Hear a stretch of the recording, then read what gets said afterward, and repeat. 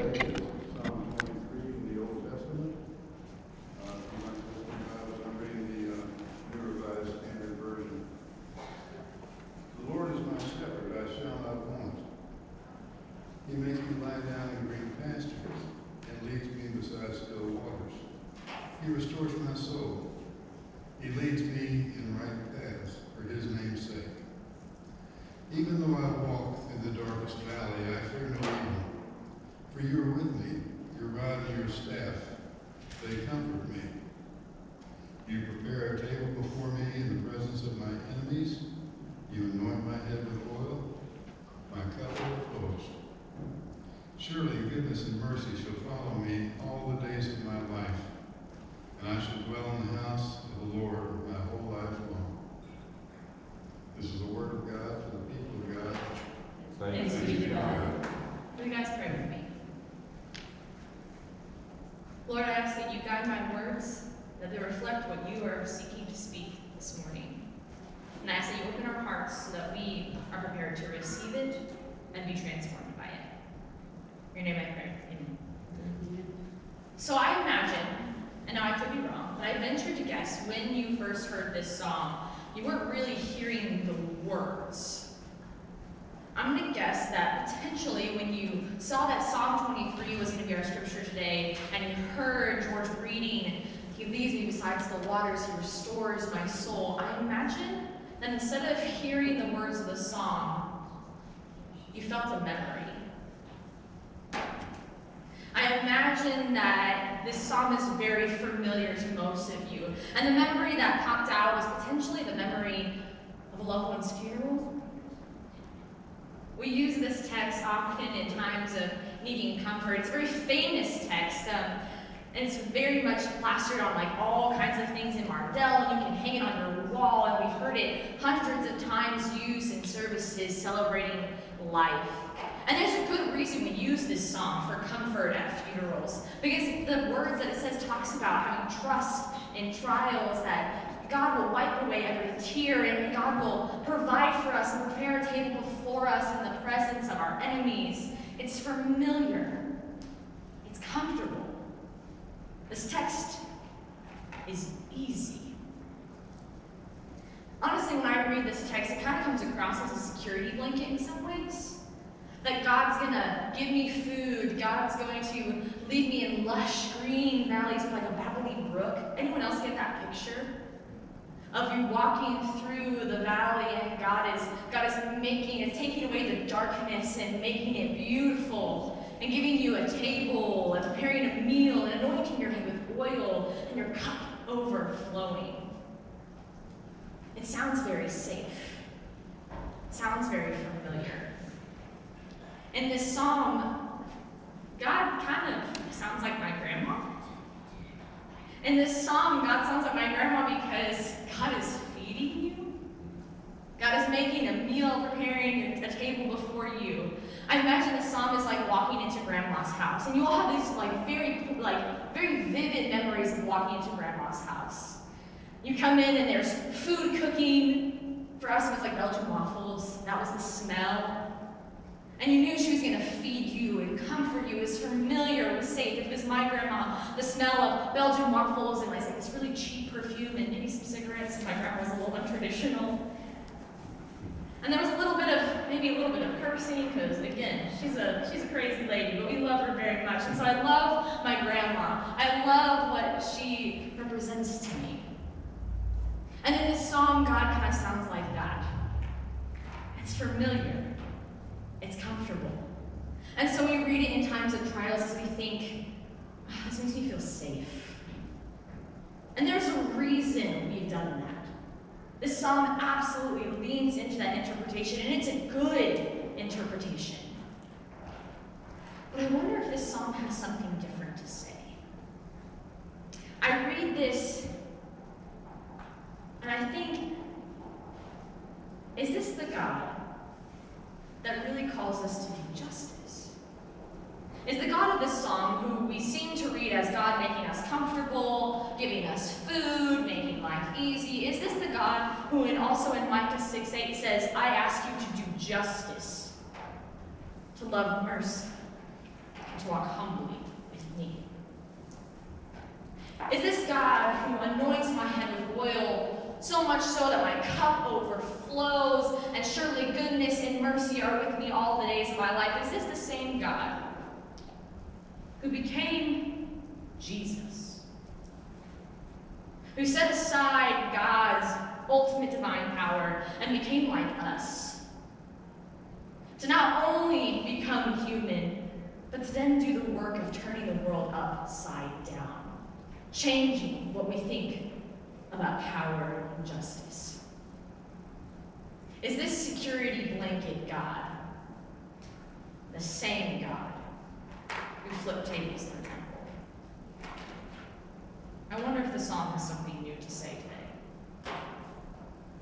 See, psalms are interesting. A lot of our texts, we've been in the parable of the prodigal son for the past several weeks. And parables are, stories that we read it and it may or may not have actually happened, but it usually points to a different meaning.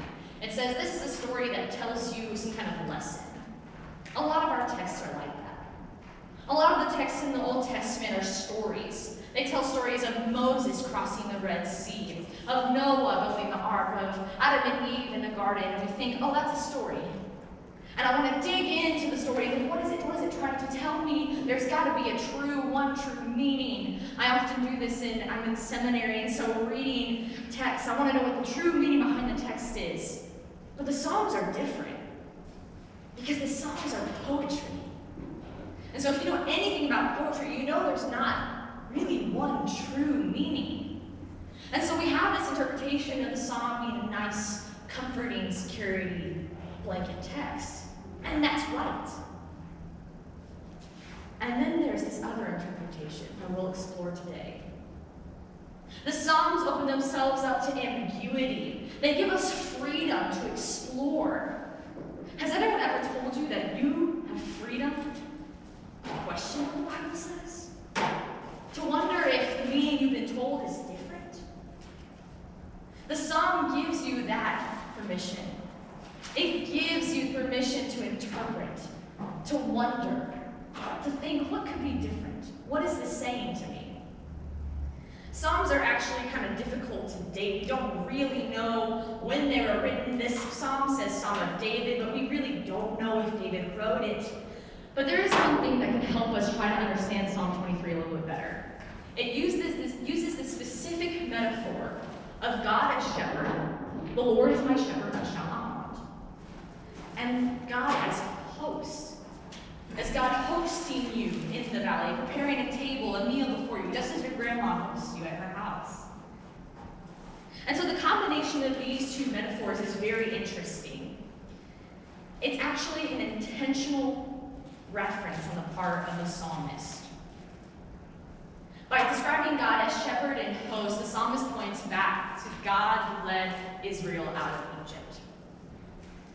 The psalmist points back to the liberation of the nation of Israel, because God leads the nation out of Egypt, out of the hand of the oppressors, delivers them into the desert. But then God provides. God prepares a table before them after their liberation from oppression. God gives them food. But this isn't just, oh, God delivers and then God feeds us. Because the path to liberation and justice for Israel is not easy. It was not simple. Israel spent 400 years in slavery in Egypt, crying out to God for justice. And when God finally liberates them, and God finally comes down and says, okay, I'm taking you out of Egypt. I am taking you to a promised land. I will bring you to a land flowing with milk and honey. I will provide for you. I will be your God. When God finally does this, He delivers them into the desert. And Israel continues to walk. They're seemingly delivered to a barren wasteland. And so I wonder if in this psalm, God is intentionally spoken of as shepherd and host, as the one who guides and liberates and the one who feeds. But that's a reference to a very difficult journey. I wonder if this psalm is is not a comforting psalm, I wonder if it actually speaks to a difficult journey of justice and liberation. I wonder if understanding the psalm in this way changes the way we view it. I took Hebrew last year at school, and I found that Hebrew often opens itself up to a whole wide world of interpretations, that words often have like 5 or 6 meanings, which makes translating text really difficult. So in preparation for this sermon, I went to our Hebrew professor on campus at SMU, Dr. Heller, and I asked him to help me translate this text.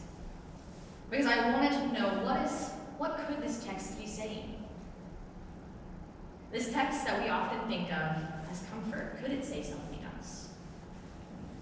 And so he helped me read this in the original Hebrew, and in this time of translating, I came up with my own translation of the psalm. I call it the Psalm from the Bible according to Macie, which will not be bought by anybody, thank God. But this psalm says some interesting things. And I'm going to read you my own translation now. The Lord is my shepherd. I do not lack. God leads me to places I can thrive, not just survive. God restores me to the purpose for which I was made. God calls me to walk in the well-worn paths of justice for the name of the Lord. Even though I walk down into dark valleys, I will fear no evil. Your rod and staff assure me. You set a meal before me in front of my oppressors. You smother my head with oil. My cup overflows. Surely goodness and faithfulness will pursue me all the days of my life, and I will continually return to the house of the Lord, the temple, for the rest of my life. God calls me to walk in the well-worn paths of justice. In this verse in Hebrew, path actually isn't path. I know that doesn't make sense. Follow me. There's a perfectly good word for path in Hebrew, and it's not here. Literally translated, it says like calf trail, which I've grown up in the city my whole life, so I really don't know what this means. But based on my very limited interpretation and understanding of livestock, a calf trail can be understood as a place where livestock have gone and matted down grass over and over and over again. It would be a logical conclusion, again, with my minimal understanding of cattle, that the reason livestock would walk a path over and over again, so much so that the grass is matted down, would be because at the end of the path, there is food, water. At the end of this calf trail, there is life to be found.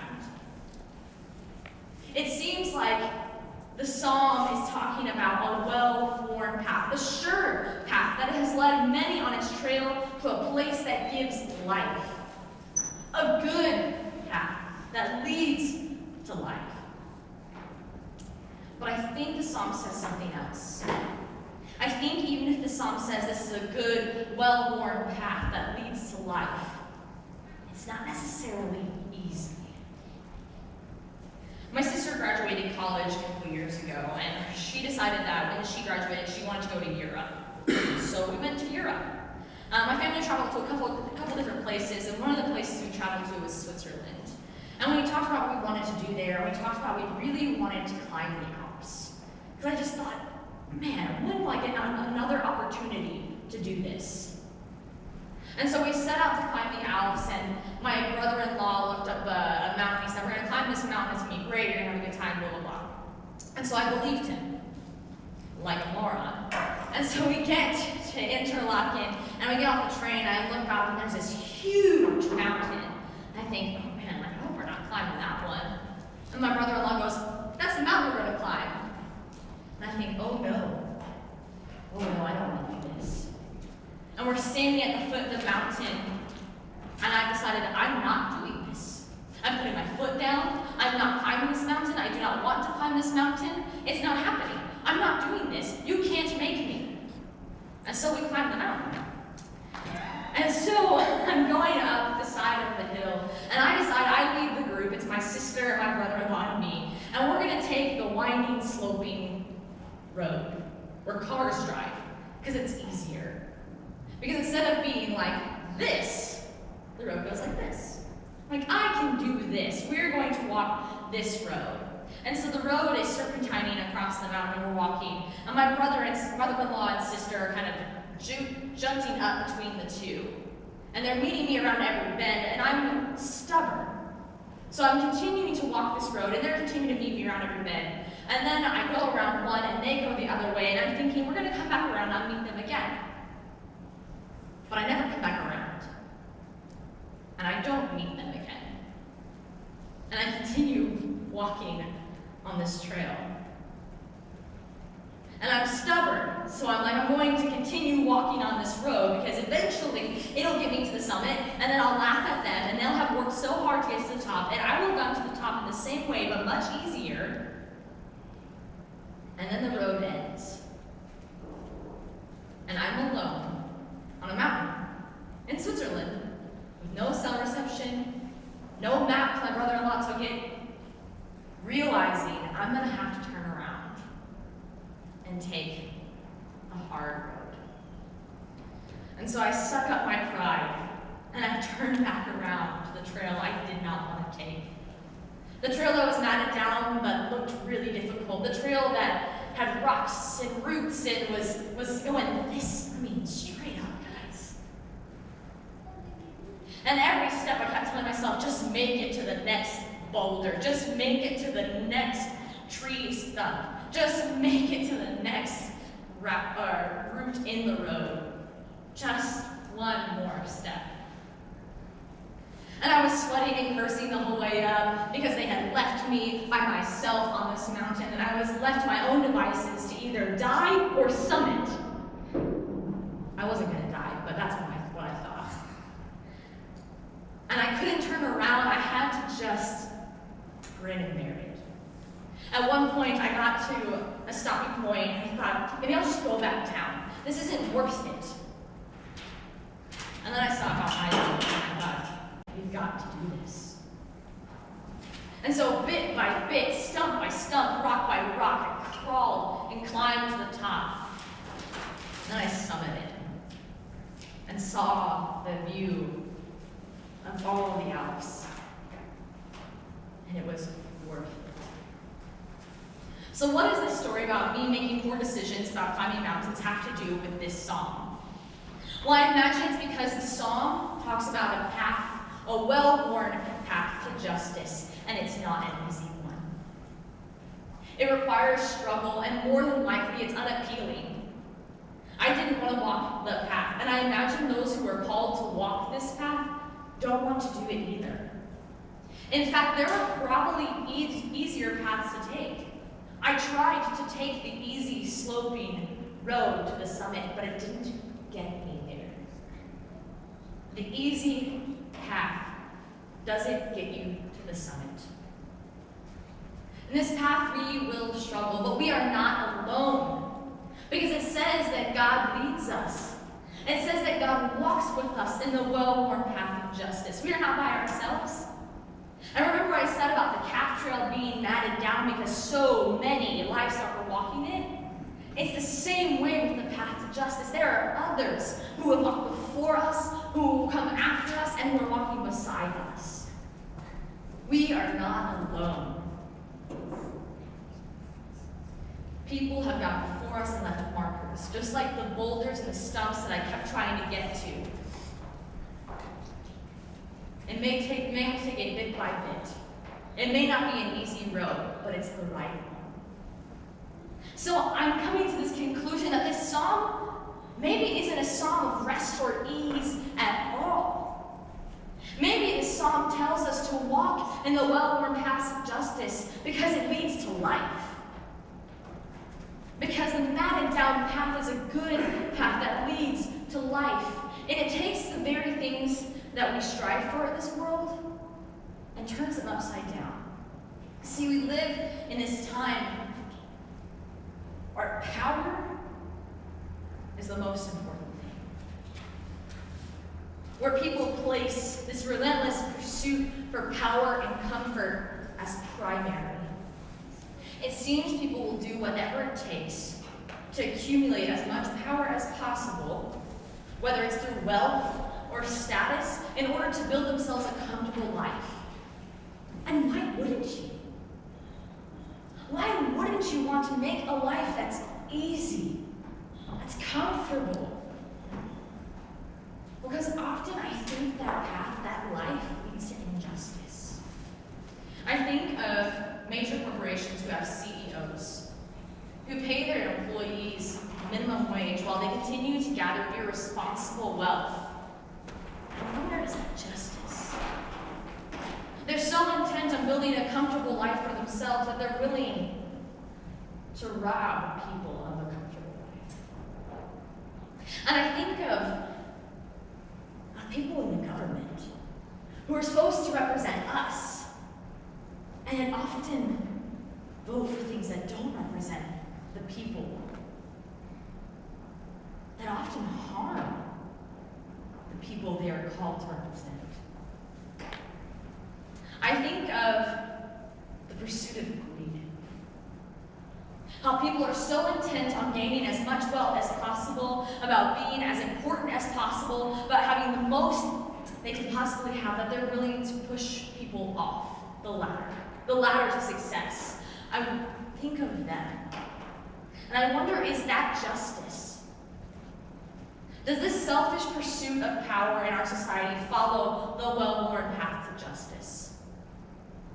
See, this psalm actually subverts our own ideas of power and reminds us what it means to do justice. This idea of God as our shepherd not only reminds us of Exodus, but it's important because it says something about who we are called to be. The metaphor of shepherd in the ancient Near East, when this was all kind of happening, to talk about a shepherd means to talk about a king. In Deuteronomy, God kind of puts forth the laws of what it means to be a king of Israel. And often we think of kings as people who have lots of power, lots of money, lots of armies. But Deuteronomy tells us that a king is someone who protects the people, someone who guides the people in right living, cares for them.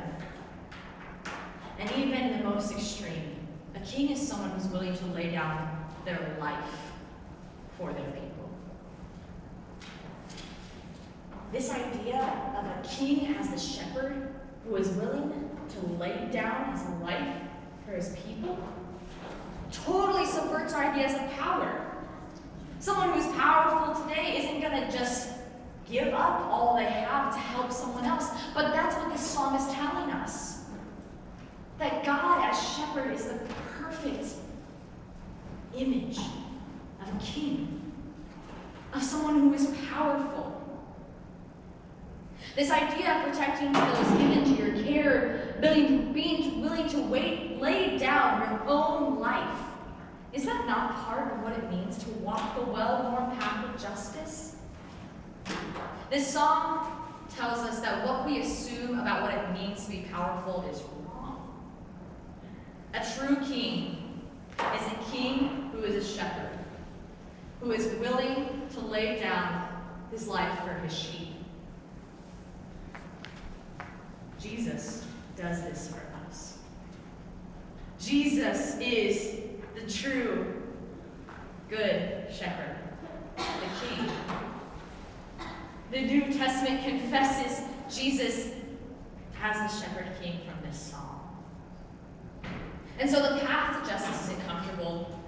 It's not going to be easy. It asks us to walk through dark valleys. It asks us to walk away from what the world says is valuable. It asks us to lay down the power of the world and instead to take up the power of the good shepherd king. To advocate for those without a voice, to offer shelter to those who have none, to prepare a table before those who have been oppressed, and even the most extreme. To even be willing to lay down one's life for the cause of justice. The path is not easy. There will be struggle, and it may seem like we won't make it to the summit. But we will. And we will not be alone. Because our God who is a good, just, sacrificial shepherd king, is with us every step of the way. The well-worn paths to justice tell us who we are, who we were, and who we are called to be. We are called to walk in the footsteps. We are called to walk in the well-worn path of justice, following our shepherd king. Will you pray with me?